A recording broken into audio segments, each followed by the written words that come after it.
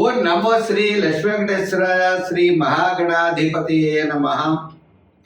ఉగ్రం వీరం మహావిష్ణుం జ్వలంతం సర్వతోముఖం నృసింహం భీషణం భద్రం మృత్యుర్నమామ్యహం.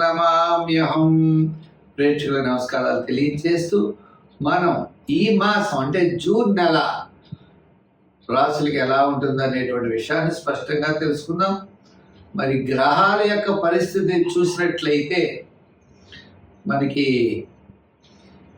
మేషరాశిలో వృషభ రాశిలోకి వచ్చేటప్పటికి రవి ఉన్నాడు, మిథున రాశిలో గురుడు, కర్కాటక రాశిలో కుజుడు, మరి మేష రాశిలో శుక్రుడు, శనేమో మీన రాశిలో శని, రాహు కుంభరాశిలో, కేతు సింహరాశిలో. ఈ విధమైనటువంటి గ్రహాల యొక్క సంచారం ఉండడం ద్వారా ఇది సర్పదోష సంబంధమైందని అంటూ ఉంటారు. ఏదైనప్పటికీ దీని యొక్క ప్రభావం వల్ల అవచ్చు మనం వ్యక్తిగతమైనటువంటి రాశులకి ఈ జూన్ నెల ఎలా ఉంటుంది అనే విషయాన్ని మనం బాగా ఆలోచిద్దాం. తద్వారా సులభమైన పరిహారాల ద్వారా ఈ రాశుల్లో ఉన్నటువంటి మనకి సులభమైన పరిహారాల ద్వారా తప్పనిసరిగా దానిని మనం చెడు ప్రభావాన్ని నివారించుకుంటూ సన్మార్గంలో వెళ్ళడానికి జ్యోతిషం ఒక లైట్లా మనకు ఉపయోగపడి ఎంతో ఉపయోగకరంగా ఉంటుంది. ఇది హ్యాండ్ బుక్ అంటారు, కరసాధన లాంటిది పంచాంగం. చేత ఖగోళంలో ఉన్నటువంటి గ్రహాల ఆధారంగా తీసుకుని చెడు వస్తుందనేప్పుడు జాగ్రత్తలు, మంచి వస్తుందన్నప్పుడు కొంచెం వేగవంతంగా వెళ్ళి మన విజయాన్ని మనం సాధించగలుగుతాం. చెడు వస్తుందన్నప్పుడు ఏ సులభమైనటువంటి పరిహారాల ద్వారా దాన్ని మనం నివారించుకోవచ్చు అనే ఆలోచనతో ముందుకు వెళ్ళాలి.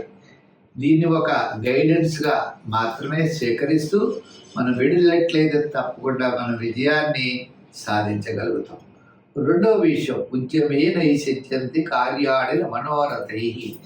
మన యొక్క ప్రయత్నం తప్పనిసరిగా ఉండాలి. ప్రయత్నం చేతనే విజయం సాధిస్తామనేటువంటి విషయాన్ని కూడా మీరు తెలుసుకోవాలి. మా కార్యక్రమం మీకు నచ్చినట్లయితే లైక్ చేసి షేర్ చేయండి. ప్రతి ఒక్కరు కూడా ఈ కార్యక్రమాన్ని 10 మందికి అందిస్తారని ఆశిస్తూ మనం వృశ్చిక రాశి, ఈ వృశ్చిక రాశి వారికి కొన్ని విషయాలు తప్పనిసరిగా మీరు విజయవంతంగా దూసుకు వెళ్ళగలుగుతారు. ఆచారాలు, ధర్మాలు, మీ పద్ధతుల్లో అన్నీ మీ యొక్క క్యాలిక్యులేషన్స్ చాలా అనుకూలంగా మాత్రం ఉంటాయి. అయితే ఆర్థిక వ్యవహారాల్లో రూపాయి ఖర్చు అవుతుంది అంటే తప్పనిసరిగా ఇంకో 20% ఎక్స్ట్రా అవుతుంది, రూపాయి పావలా అవుతుంది. సంతానపరమైన వ్యవహారాల్లో కూడా ఇవి ఎక్కువగా జరుగుతుంది. ఆధ్యాత్మికమైన చింతన పెరుగుతుంది, సమాజంలో గౌరవం పెరుగుతుంది, పుణ్యక్షేత్రాలని దర్శించడం ఉంటుంది. ఇలా కొన్ని మంచి పనుల ద్వారా మీ కీర్తి ప్రతిష్టలు పెరిగి ముందుకు వెళ్ళగలుగుతారు. విద్యార్థులు మరింత కృషి చేయాలి.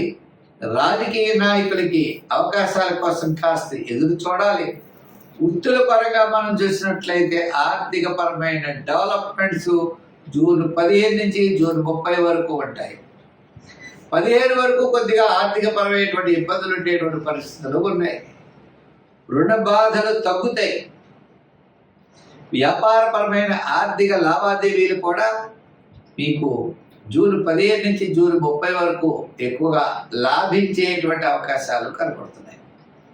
అందుచేత ఆరోగ్య సూత్రాలను పాటిస్తూ నిదానంగా ముందుకు వెళ్ళాలి. ప్రధానమైనటువంటి గ్రహాల్లో మీకు అనుకూలంగా ఉండే గ్రహాలంటే గురుడు 6వ స్థాన సంచారం, శని 5వ స్థాన సంచారం, రాహు 4వ స్థాన సంచారం. అంటే ప్రధానమైన గ్రహాలన్నీ కూడా కొద్దిగా ఇబ్బందికరమైన ప్రదేశాల్లో ఉండడం ద్వారా కాస్త అసంతృప్తి, చికాకు, ప్రతి పని ఆలస్యం అవుతుంది. సామాన్యమైన వ్యవహారాలు, సామాన్యమైన పనులకు మాత్రం ఏ విధమైన ఇబ్బంది ఉండదు. విశేషమైనటువంటి పనులు, వివాహము, గృహారంభము, గృహప్రవేశము, ఇటువంటి పనులు కాస్త ఆలస్యం అవడానికి అవకాశాలు ఉన్నాయి. ఏదైనా జూన్ నెల జూన్ 15 నుంచి 30 వరకు ఈ రాశి వారికి మాత్రం చాలా అనుకూలము. అయితే సంఖ్యల్లో 7, 9 రంగుల్లో ఎరుపు, తెలుపు రంగులు ధరించడం చాలా మంచిది. అయితే మరి ఏ పరిష్కార మార్గాలు ఏం చేస్తే బాగుంటుంది అంటే అమ్మవారిని ఆరాధించండి. ప్రతి శుక్రవారం అమ్మవారికి కుంకుమ పూజ చేయండి. తప్పనిసరిగా గారెల నైవేద్యం అమ్మవారికి ఎక్కువగా పెట్టుకోండి. ఈ మాసంలో మీరు దానం చేయాలి అంటే మినపప్పు దానం చేయండి, మిడుగులు కానీ. తప్పకుండా మంచి ఫలితాలు ఉంటాయి. అమ్మవారి యొక్క ఆశీస్సుల ద్వారా మీరు ఉన్నతమైనటువంటి స్థితికి వెళ్ళేటువంటి పరిస్థితులు కూడా కనపడుతున్నాయి. తులారాశి, ఈ తులారాశి వారికి గ్రహాల్లో జూపిటర్ గురుడి యొక్క బలం అనుకూలంగా ఉన్నది. అంతేకాకుండా శని యొక్క బలం అనుకూలంగా ఉన్నది.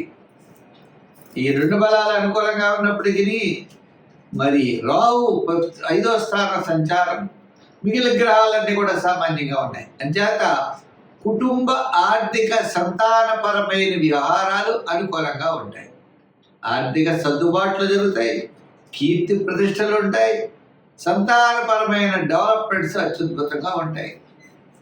విద్యార్థులు ఈ తులారాశి వారికి మంచి అవకాశాలు వస్తాయి. రాజకీయ నాయకులు కూడా గుర్తింపు పెరుగుతుంది. వృత్తుల వారికి కూడా కాస్త ఆర్థిక ప్రోత్సాహం, డెవలప్మెంట్స్ చాలా బ్రహ్మాండంగా ఉంటాయి. అయితే ఆరోగ్య సూత్రాల్ని పాటించాలి. తప్పనిసరిగా ఆరోగ్య విషయంలో శ్రద్ధతో ముందుకు వెళ్ళవలసిన అవసరం ఉన్నది. ప్రతి పనిని కూడా శ్రద్ధగా చేయండి. ఆర్థిక వ్యవహారాల్లో చక్కని ప్రోత్సాహం ఉంటుంది.